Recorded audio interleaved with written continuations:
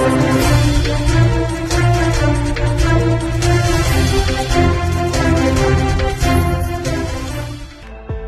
નવી સિવિલ હોસ્પિટલમાંથી પોલીસને ચકમો આપી ભાગી છૂટેલા પોસ્કોના આરોપીને ખટોદરા પોલીસે ચોકબજાર પોલીસ સાથે મળી ઝડપી પાડ્યો હતો।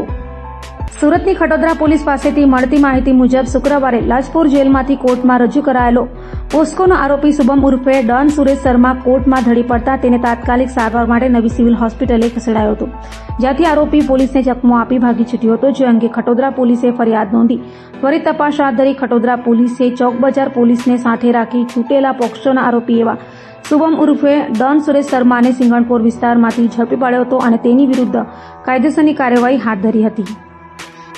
કાલે 22/8/25 રોજ નામદાર કોર્ટ કસ્ટડી હેઠળ લાજપોર મધ્યસ્થ જેલમાં રાખવામાં આવેલ એક આરોપી શુભમ શર્મા, જે પોક્સો અને એટ્રોસિટીના ગુનાઓના આરોપી છે, કોર્ટમાં ખેંચ આવતા તેને સારવાર અર્થે આ કામના આરોપીને જાપ્તામાં નવા સિવિલ હોસ્પિટલ ખાતે દાખલ કરવામાં આવ્યા હતા અને ચાલુ સારવાર દરમિયાન આ આરોપીએ ઇમરજન્સી વોર્ડમાંથી કલાક 1:15 दोपहर ના આસપાસ વોર્ડમાંથી નજર ચુકાવીને નાસી ભાગી ગયેલો।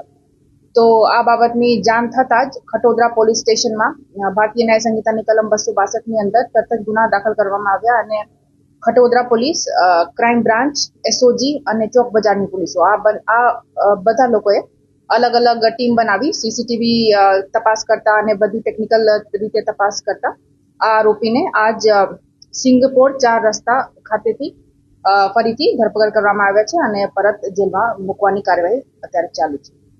કઈ રીતે ભાગ્યો? કોઈની મદદથી ભાગ્યો કે એકલો ભાગ્યો? હા, અત્યારે કોઈની મદદથી ભાગ્યો આ તો સ્પષ્ટ નહીં થતા, એવું જ લાગે છે કે એકલો જ ભાગ્યો હતો।